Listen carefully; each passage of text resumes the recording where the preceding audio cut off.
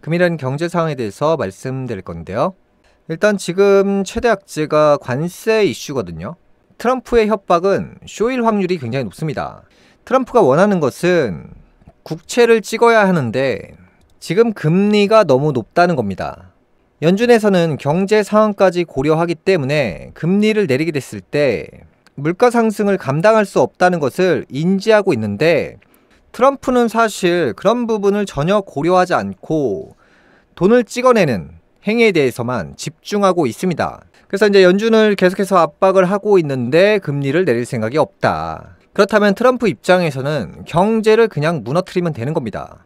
관세 폭탄이라는 발언을 했을 때 주식은 자연적으로 떨어질 수밖에 없습니다. 미국이 결국 마이너스 성장을 한다는 건데요. 경제 상황이 나빠지면 금리는 당연히 내릴 수밖에 없기 때문에 트럼프 전략이 먹히고 있는 겁니다. 현재 미국의 국채 부채는 약 5경 2,600조 원입니다. 2025년도에만 1경 2,900조 원의 만기가 도래합니다. 평균 금리는 3.2%에서 만약에 국채 이자가 내려가지 않았을 때는 4% 이상의 금리로 갱신 예정되어 있고요. 트럼프 입장에서는 저렴하게 돈을 땡겨오고 싶지 고금리로 돈을 땡겨올 생각이 전혀 없습니다. 그래서 이제 계속해서 이 금리를 내려라 압박을 하고 있고요. 압박이 먹히지 않기 때문에 관세로 경제를 무너뜨리고 있는 겁니다.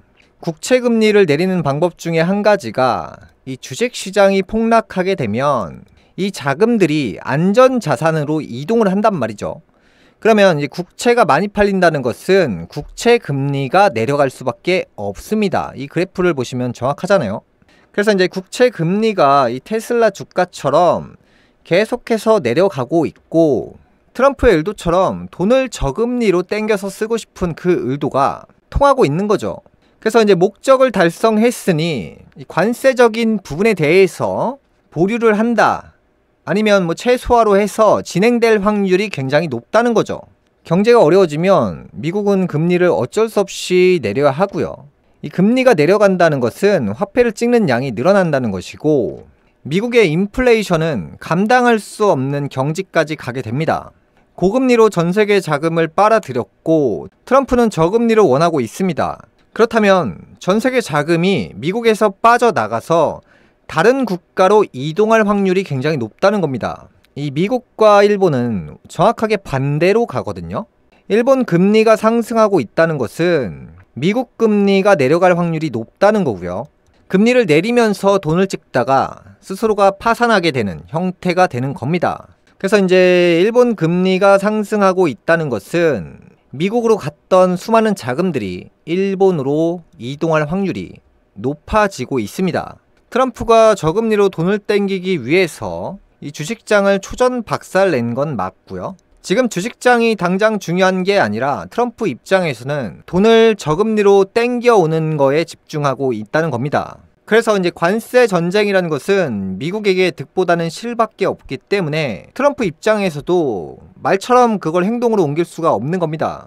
그래서 이제 어느 정도 최소화로 진행할 수는 있지만 트럼프가 얘기했던 부분에 대해서는 대부분 지키지 못할 겁니다.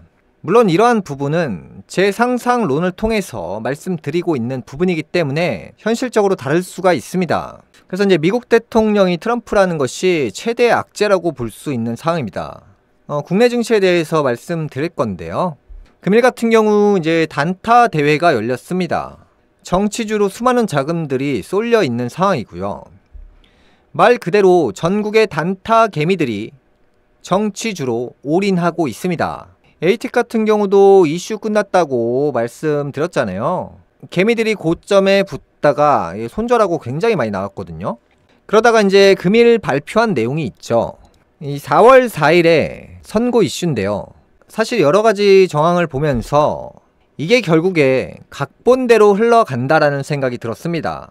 뉴스에 나오는 내용과 다르게 이 권력자들은 국민들이 들고 일어나게 됐을 때는 석방을 시켜서 민심을 잠재웠고요.